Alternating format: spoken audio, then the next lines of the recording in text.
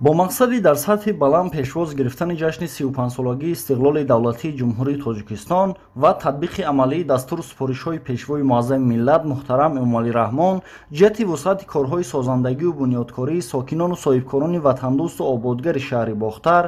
азм гирифтанд, ки кӯчаву маҳал ва макони зисти хешро обод ва инфрасохтори заруриро дар сатҳи баланд муҳайё созанд. бо назардошти ин дар маркази вилоят ҷиҳати беҳтару хубтар намудани сатҳи рӯзгори сокинон аз ҷониби масъулини мақомоти иҷроияи ҳокимияти давлатии шаҳр тадбирҳои судманд андешида шуда дар раванди корҳои ободониву бунёдкорӣ, бунёди биноҳои замонавии ташкилоту муассиса, иншооти баландошонаи истиқоматӣ, таъмири роҳҳо, чароғонкунӣ, сохта ба истифода додани бинову марказҳои маишиву хизматрасонӣ, сохтмони муассисаҳои нави таълимӣ ва симхонаҳои иловагӣ ба таври васеъ ба роҳ монда шуда корҳо дар ин самт бо маром ҷараён дорад.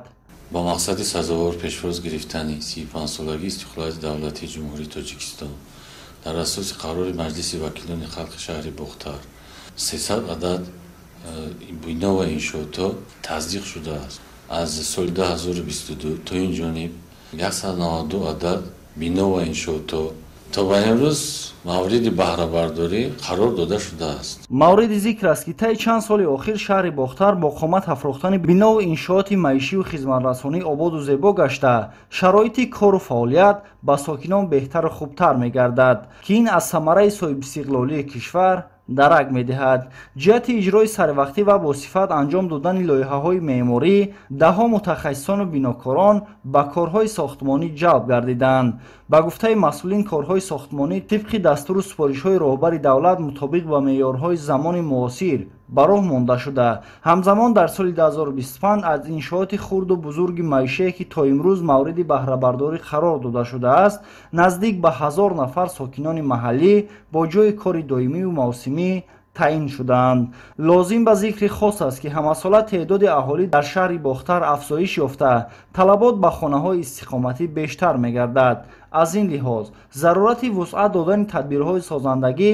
баҳри фароҳам овардани шароити арзандаи зиндагӣ ба сокинон ба миён омадааст. масъулини мақомоти иҷроияи ҳокимияти давлатии шаҳри Бохтар дар ҳамкорӣ бо соҳибкорони фаъоли ободгари ватан таи чанд сол аст ки инро ба назар гирифта тибқи лоиҳаи таҳризигардида дар ҳар гӯшаву канори шаҳр биноҳои баландошонаи истиқоматӣ бунёд гардида истодааст. таъкид кардан ба мавриде аст ки шаҳри Бохтар маркази маъмурии вилояти Хатлон ба ҳисоб рафта аз шаҳрҳои калону рушдкардаи кишвар мебошад ки тӯли соҳибистиқлолии мамлакат дар қаламрави он биноҳои баландошона қомат афрохта, роҳҳои мошингар таъмиру чароғон, бунёду аз навсозии гулгашту хиёбонҳо ва ба ҳамин монанд иқдомҳои созандагии симои шаҳр тағйир ёфтааст. бо истифода аз чунин шароитҳои фароҳам гардида дар боғҳои фарҳангу фароғатӣ ва дигар марказҳои истироҳатӣ сокинону меҳмонони вилоят дар фазои сулҳу оромӣ гашту гузор ва истироҳату фароғат менамоянд.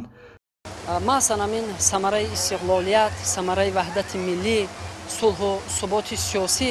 дар фазои ҷумҳурии Тоҷикистон аст ки имрӯз шаҳрвандони ҷумҳурии Тоҷикистон, хоса шаҳрвандони шаҳри Бохтар дар як анамин фазо зиндагӣ, кору фаъолият намуда истодаанд ва ман бовар дорам ки тамоми шаҳрвандони ҷумҳурии Тоҷикистон бо як масъулияти бисёр ҳам баланд ба қадри анамин тинҷу оромӣ, ба қадри анамин фазои ороми кишварамон мерасанд ва кӯшиш ба харҷ медиҳанд ки ҳарчи бештар дар ҳифзи якпорчагии ватан, ҳарчи бештар дар ҳифзи фарҳанги миллӣ, дар ҳифзи дастовардҳои замони соҳибистиқлолии хеш албатта ки камари ҳиммат банданд ва то тавонанд ки ҳамин ваҳдат, ҳамин тинҷу оромӣ, ҳамин фазои соҳибистиқлолии кишварро ҳифз карда бошанд. бунёду аз навсозии 70-солагии Водии Вахш, майдони Парчам, нишони давлатӣ ва гулгашти Ҷалолиддин Балхӣ аз зумраи ташаббусҳои мақомоти иҷроияи ҳокимияти давлатӣ ва соҳибкорони маҳаллӣ маҳсуб меёбад ки бо шаклу усули муосири меъморӣ бунёд гардида имрӯз ба макони баргузории чорабиниҳои фарҳангӣ, оммавии вилоятиву ҷумҳуриявӣ ва мавзеи истироҳату фароғати сокинону меҳмонон табдил ёфтааст. ҳамзамон дар ҳудуди шаҳр чандин мавзеъҳои сайру гашт ва истироҳат арзи ҳастӣ доранд ки хоса дар шомгоҳон аз мавзеъҳои дӯстдоштании сокинон ба ҳисоб меравад. پای همه گونه پیشروی‌ها امروزها در شهر باختر روند کارهای آبادانی و سازندگی بخشیده به استقبال شایسته از جشن 35 سالگی استقلال دولتی ادامه داشته. در این زمینه باز هم شرایط مساعد کار و فعالیت و استراحت و فراغت برای ساکنان فراهم آورده می شود که این همه اقدام‌های سازنده برای تامین زندگی شایسته مردم روانه گردیده است. ساکنان این همه پیشرفت آبادانی را از فضای آسایشته وطن عزیز، تطبیق سیاست با برار پرزیدنت جمهوری تاجیکستان، پیشوای محبوب ملت محترم امامعلی رحمان و پایداری و تحکیم استقلال دولتی ارزیابی کرده اهلانه پای کار و فعالیت و باز هم بهتر و به طلبات زمان جوابگو گرداندن شرایط کار و روزگار خود تلاش می نمایند.